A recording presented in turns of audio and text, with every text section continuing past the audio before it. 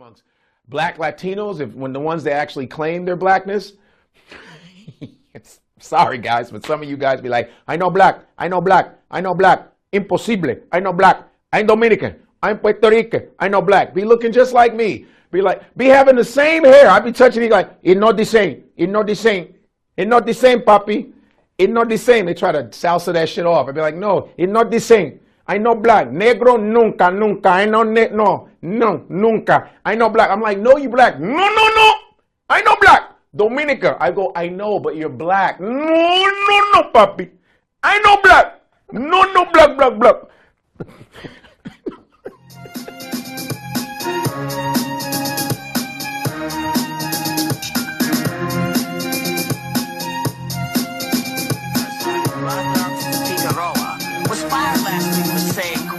Michelle Obama looks like she's part of the cast of Planet of the Apes. He has since apologized, but he said he was actually referring to the male makeup artist featured on the show who used the makeup to transform himself into Michelle. I mean, that is terrifying. I'm just going to say that is, first of all, isn't that considered blackface? I mean, it's like a Spanish guy getting put into black makeup. That alone drag. is like... No, not drag-ish. I don't know. There's a lot happening there. Because a lot of Latin people recognize the fact that we do have African blood in us. A lot of them do not want to recognize that fact. And that's where this stems from. That's where this stems from. There is a secret in the Latin community, specifically the Caribbean, South American, Central American, Latin community, that they are very racist. They never want to be in the same group as black people. And it's sad. It's very, very sad. And he did say Michelle Obama looks like a cast member of the Planet of the Apes. And was he saying it racist like? Because he said that he voted for her later, and I don't think he was saying it racist. Oh, please, that's like saying I'm not a racist, but I have black friends. Let me say something. That is racist. I know where Raven is coming from. My thing is, I think he's a gay guy. He is a comedian, you know, according to him, and he is biracial himself. And I have a feeling he said it without even thinking. I think he should be fired for stupidity. Because if you're too stupid to realize why that's offensive to begin with, then like you shouldn't be on TV. No, I'm sorry, you do not disrespect. That's just like I totally disrespect. I am the Latin person here on this table, and I would like to tell you that it was racist. Period. It was racist, and the thing is, this is a problem in the Latin community that we do not talk about, that we do not address, and it is real, and it was revealed by this man's statement. And you do not disrespect the First Lady of our country.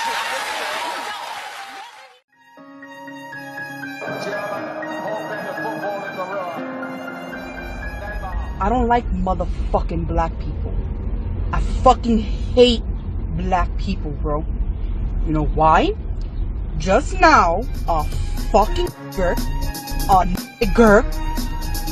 ran the fucking stoplight and looked at me like it was my motherfucking fault.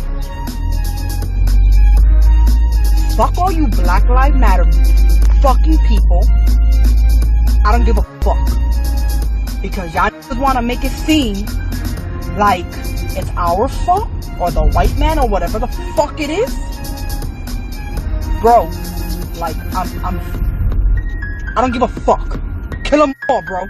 Kill them the fuck all.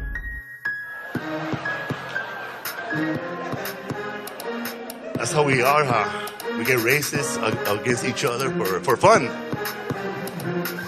Like when there's no white people in the room or no African American people in the room, shit, we start noticing dark fucking Mexicans. We'll be dancing at the wedding and shit. What the fuck, bro? Who invited Chocomil over there?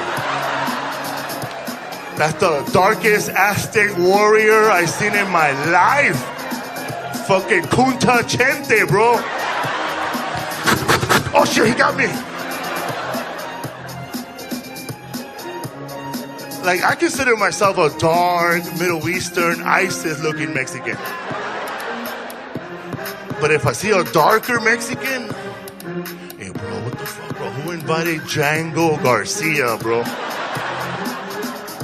Oh, he's Mexican. Who invited Chango Garcia? That's your brother? I don't know your brother. What the fuck? Where did he work? At an oil refinery? Like, white people never fight each other over who's whiter. Fuck you, Lance. Fuck you, Travis. Shut up, here comes Pale Ale. But Mexicans do fight each other. Somebody has to be the main Mexican. Fuck, my cousin's telling me, fuck you, fool, I'm more Mexican than you. I'm more Mexican than you. We started fighting, and he was more Mexican than me. He knocked me out. I was looking at him, damn, bro, you are more Mexican. I can't believe you're wearing cleats in my house. You fucked up my mom's tile. I'm gonna deport your ass. Yeah, we have a real Mexican over here. He just took a shit in my house and put the toilet paper in the trash can.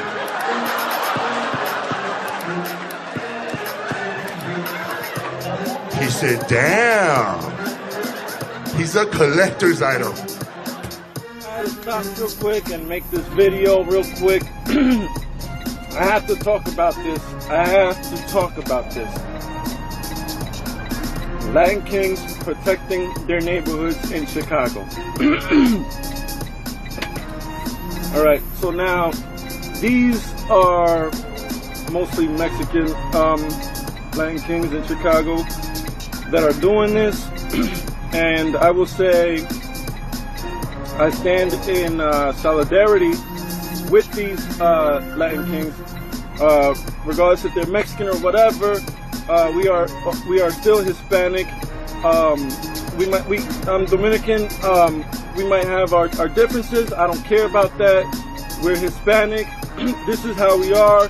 This is what we do. Okay? This is who we are. We protect our neighborhoods. We protect our neighborhoods. Dominicans, Puerto Ricans. This is how the fuck you fucking do it! You fucking fucks! You pieces of shits! This is how you do it! Take this example! Stop fucking cocking for these fucking monkey people! These fucking savages! You gotta let them go into your fucking neighborhood and pillage your fucking neighborhood! You gotta let them rape and pillage your neighborhood! You gotta hand over your women to these fucking people! No! Take this example! These people are not your friends! They're not your fucking friends! Drop the shit! Let it fucking go! They don't care about you! They don't! Stop the shit! Stop the fucking shit! Let these fucking jungle people kill themselves! Protect your neighborhood! Put your people first! These fucking Hispanic cocks, they get it first, and they get it worse than these fucking fucks! You got that? You got that? Let them go with the blacks! Let them go! May they be on the receiving end of our backlash! And may God have mercy on them! For their punishment will be 10 times worse than what we would give our enemies. If you are a fucking Dominican, want to be black, you better not be saying that we're black. You better not be saying that. You better not be saying that.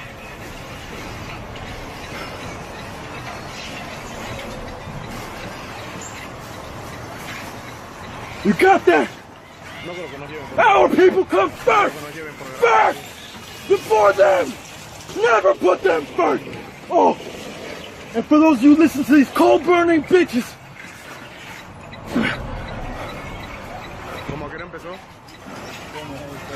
I wake up at 4:45 in the a.m. every morning. That's about 12 hours before most niggas wake up. I am a very spiritual person. I start each day by thanking the white man for the sunrise, for the land I walk on, for the air I breathe. I also apologize for niggas, but Lord knows they ain't gonna apologize for themselves. I am not black, nor do I consider myself to be black. Many people mistake me for being Negro because they don't know that I am currently living with the heartbreak of revitiligo. That's a skin condition that's the opposite of what Michael Jackson's got. Every morning I apply this topical ointment made of bleach and sulfur. I like to think it works. Luckily, I hadn't gotten much darker in the last few years. As you can see here, I enjoy building small shrines to certain special white people who are important in my life. This one here is dedicated to John Wayne. Great white man. Didn't take no shit from niggers, Indians, nor Mexicans. And this one here is for George Bush.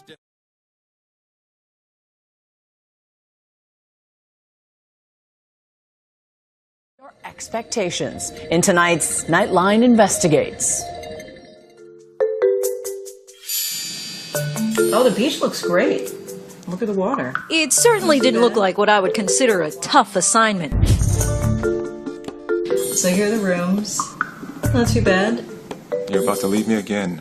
Just got back from honeymoon. I hadn't even unpacked from my honeymoon when a day later, Bring a little snorkel gear. there I was heading for a beach hotel in the Dominican Republic. We were about to learn it's possible to go a bit too far off the beaten path when we booked a Groupon coupon for a hotel stay that would go from sketchy to scary in less than 48 hours. Groupon is trusted for its quality discounts and signature getaways. A 10-day tour of Machu Picchu, 2 romantic nights at Niagara Falls, a 6-day wine tour of northern Italy.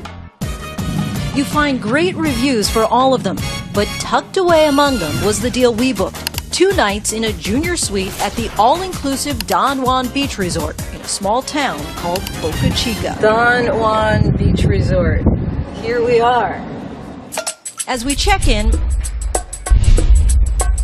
I try to make sure I was getting the room I was promised on Groupon.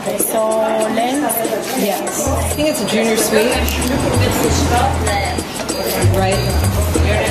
Okay. Groupon had claimed that Eric and I were getting 44% off on our rooms, junior suites each for $173 a night. But my other producer, Osrin, he booked a deluxe room directly through the hotel for $150 a night. But when we got to our rooms, It's the Dominican Republic edition of Cribs. So welcome to my junior suite. I mean, they say this is a junior suite, but it's actually the same exact room that Osrin, who's traveling with us, has. And in fact, we actually paid more than Osrin did. Same bathroom, same 2 beds. I don't know, did you have the heart in the towels on your bed? Maybe that's what made it a junior suite. And we paid more. You have pretty much the same view. Right, because I don't even have a sink. No, I got a sink. My room is a little bit bigger, but it's definitely not a junior. But this is a junior suite. Suite. Is what they're saying. Yeah. Right. still puzzled, we headed off to the Don Juan beachfront.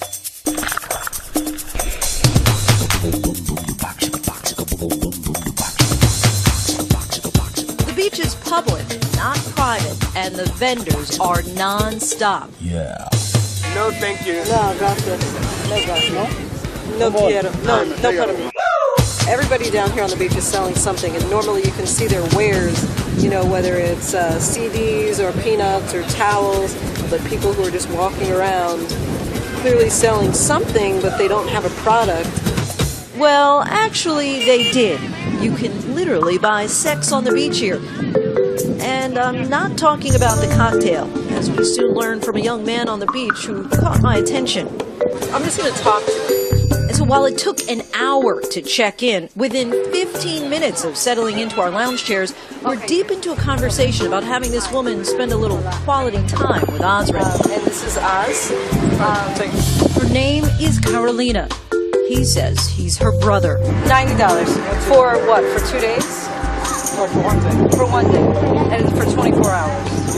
Yes, okay. Right? Earlier at the front desk, we'd asked whether we should be worried about prostitution, which is legal in the Dominican Republic. I read some reviews online that they talked about like prostitution being a problem in this area. Have you heard of that at all? It's not here. It's in the street. In the street. Okay. She told us about the street, but didn't mention the sand. Thank you very much.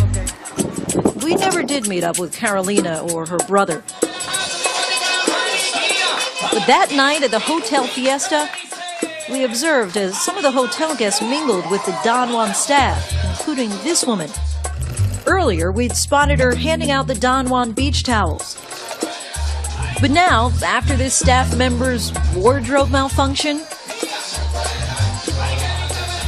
the guest she was with bought her a drink, she changed her clothes, and they left. Speaking of by this guy. Tengo la chica. Beautiful. Okay. Beautiful lady. Beautiful. Osrin gave him the brush off. Pero does she want to look? You know, pay nothing for looking. Maybe later. I have no time. Okay, what time? I don't know. But soon, our team would see just how easy it was to get lured into a more dangerous situation here in Boca Chica. How much longer?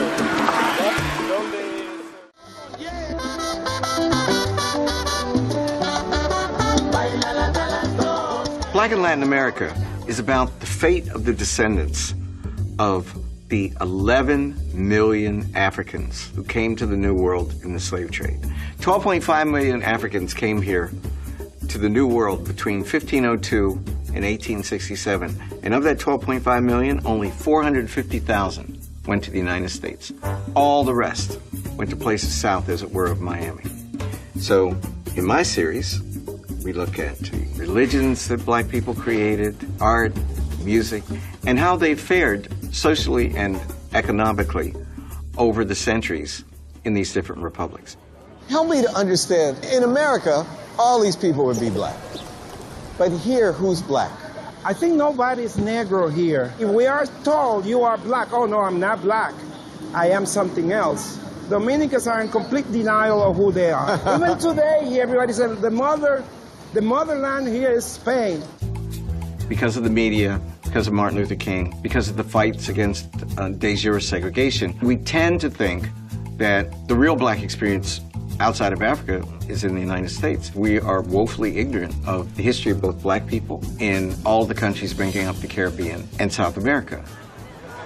I think it reflects the limitations in the way that we teach history, that we know more about England and Europe historically than we do our neighbors to the south. And I hope that this series helps to change our understanding not only of the African or black presence in the New World, but of the multicultural presence of our neighbors throughout the Caribbean and in Latin America. You dig? And did y'all see, speaking of these foreigners that we got to check, a lot of these Dominicans, we got to check some of these folks. Y'all see the video of the, I think these dudes were Dominican in New York, these Latin dudes. It was a black Uber driver, and they were calling the brother names, and they were calling the police on the dude because of they wanted to play a song on the radio, some shit. And it was a gay, I want to say Dominican dude. They looked Dominican. They might have been Dominican. They were up here talking about the Dominican gay dude was like, yeah, I like to report this guy, he black. Hold on, let me play some of it.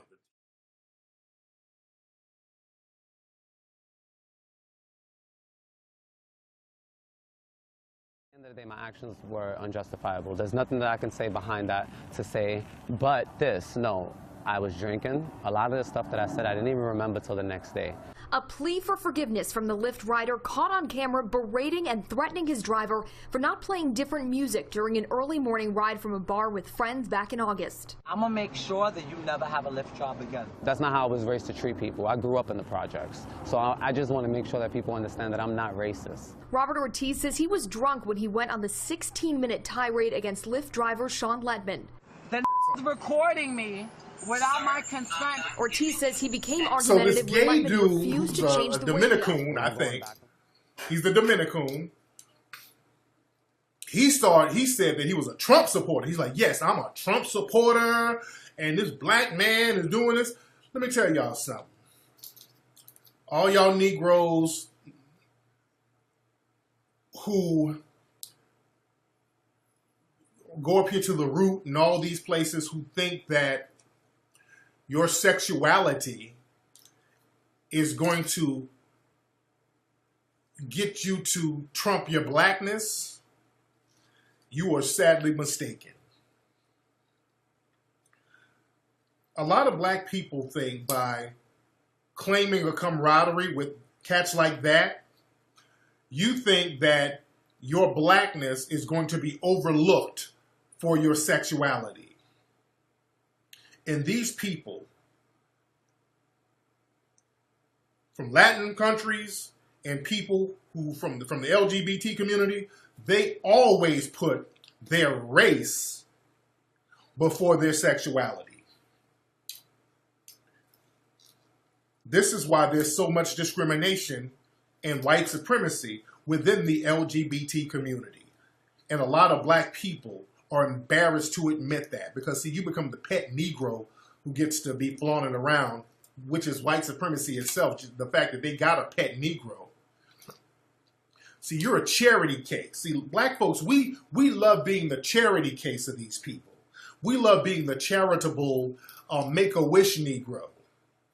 You get around these people and you'll be the one black friend, so they'll parade you around and basically give you charity, little bullshit nigga trinkets, leftovers. So black folks, we love that type of shit. We think we special. Let's break this one down. Claro que sí. As a Latino of color, colorism is something I'm all too familiar with. Racism involves discrimination based on things such as skin color, but it's also dependent on power dynamics that become perpetuated by years of structural oppression. Black and Latino men getting longer sentences for the same crime as white men? Racism. Black and Latino aunts telling you to date light-skinned men?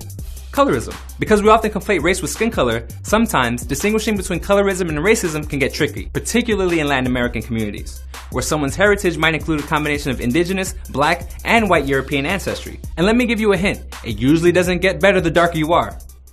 Unless you're Big Papi.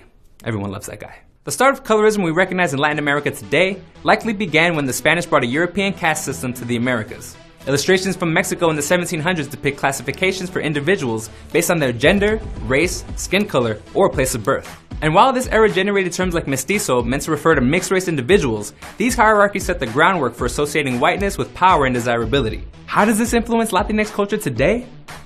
Buckle up. First is privilege. In a lot of ways, lighter skin is still seen as better in Latinx communities, and can become a self-fulfilling prophecy. Sociologist Margaret Hunter writes in her research, Mexican Americans with light skin earn more money, complete more years of education, live in more integrated neighborhoods, and have better mental health than do darker-skinned Mexican Americans. A 2012 study showed that employers viewed light-skinned Black and Latino job candidates as more intelligent than their darker counterparts. And for those of you who haven't figured this out yet, skin color doesn't determine intelligence. Go ask Bill Nye or Neil deGrasse Tyson, thank you. Prioritizing light skin tone also illustrates how colorism operates as a mechanism that encourages passing, particularly among Latinos. That's how you end up with the 2010 census, where almost 76% of Puerto Ricans identified as white, despite data estimating up to 46% of Puerto Ricans had significant African heritage. Puerto Ricans, who are we lying to? Which brings us to number 2, self-image.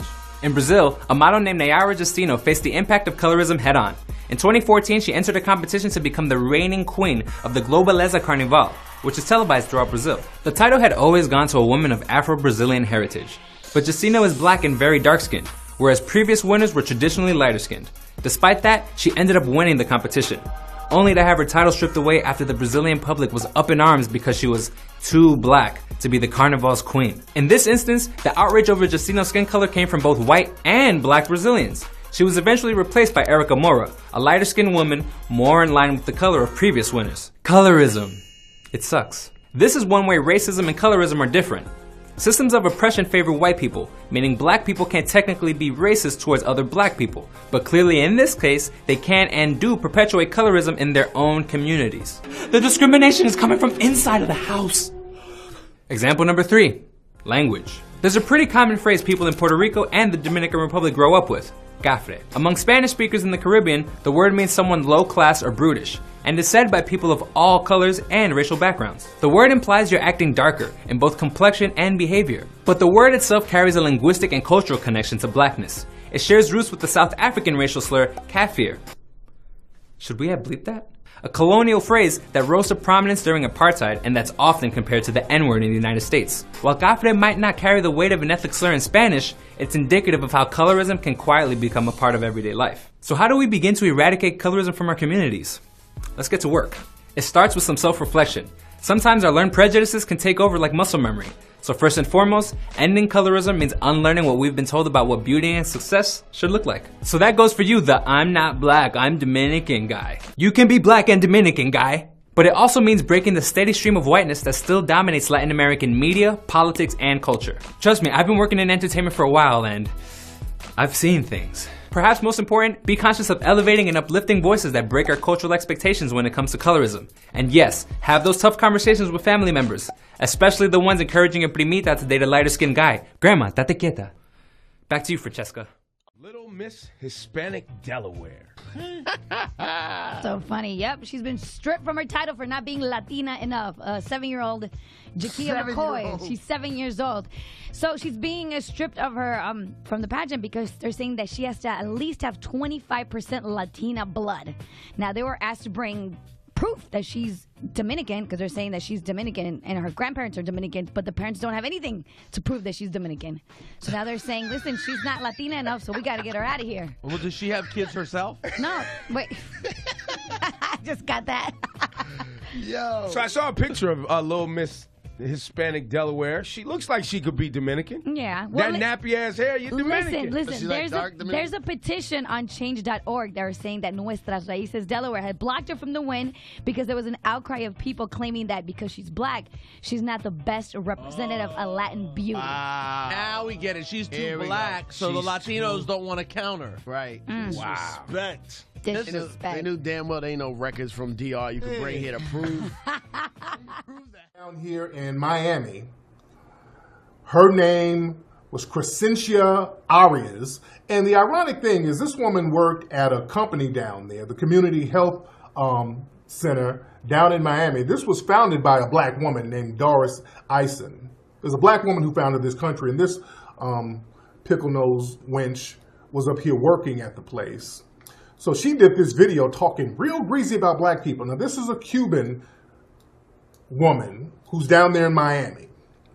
And notice at the end, she throws up the white supremacist hand signal. Now, look at this. Hashtag of, like, our pockets matter. Like, we literally take care of these black people. What's your address? Why do I have to tell you my address? Ay, déjala tranquila, mija. Ignórala, ignórala. You don't have to. Ignórala. I can call the police if you don't. Okay, ya. Deja ya tranquila. Do whatever you want. Fine, I will. Thank you. All right, thank you. You don't live here, you shouldn't be Oh fishing my here. God. No. Oh my God, no. You shouldn't be fishing here. You don't live here, get the fuck out. Do you know what that means? Get the fuck out. Pasa, mira, mira. No, mira. You speak English, you stupid, you stupid fucking Cuban. Okay. We gotta go slow with this one. I gotta break it down line by line. So this Cuban broad, who's over here eating off us, this Cuban immigrant. See, this is why we've let these people cape. We've caped for these people and let them eat off us to the point where it's just disrespectful. When you let people mooch off you for so long, they just get disrespectful with it. She did lose her job. Yes, she did, because this thing went viral. But she's up here talking about the blacks live off us. We have to take care of the blacks.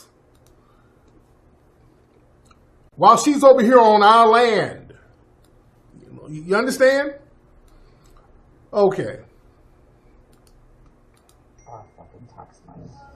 Most of these motherfuckers take up all the jails. And then when they go to jail, they have like 10 fucking children. Okay. She said on our tax dollars. Bitch, you're in our country. You're literally over here because of our tax dollars. We paid for your wide nostril ass to get over here. Kids? Really? See, what she's doing, guys, she's doing a lot of projecting. Them Cubans be on welfare like a motherfucker with a gang of kids when they get over here. Really? We got a gang of kids. We on welfare. Really? That's projection. And then we have to fucking maintain their 10 children and with food stamps and Planet and whatnot. And then they act like nobody cares for them. Oh my God, a sob story. These fucking niggers. If you want, I could give you a fucking handkerchief. fucking Cuban. Eres Piece una of puta. shit. Eres una puta. Cubans are nothing but piece of shit to Americans. Racista, racista. Okay. So this woman, who's basically a light-skinned Negro with peroxide in her hair, okay?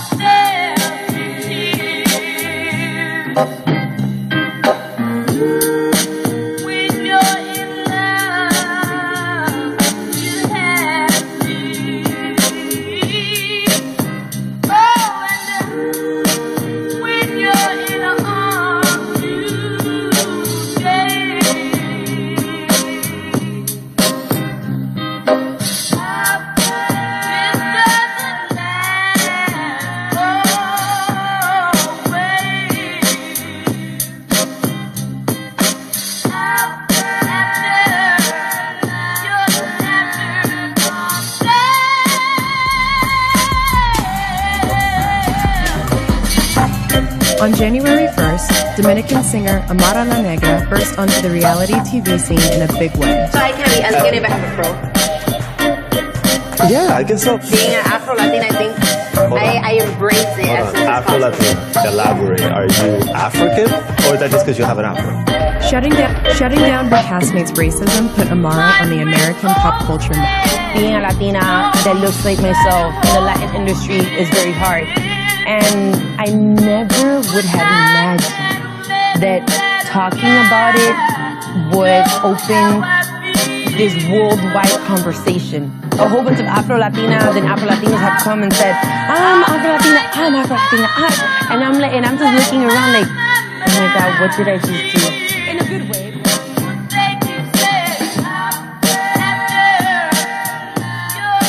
Dominican Republic, Puerto Rico, Venezuela, China. If you have this skin tone, you're fucking black. Period. And I am tired. I'm tired, and I'm going to tell you why I'm tired. Of the disrespect that Hispanics have towards African Americans. And I'm going to tell you why. How dare you come to this country and reap the benefits of the things that African Americans fought for? People lost their lives in order for me, my mother, my father, my siblings to come here. In order to allow me to be born here, my mother had to come here and work and reap the benefits of the things that African Americans fought for and died for. You understand what I'm saying?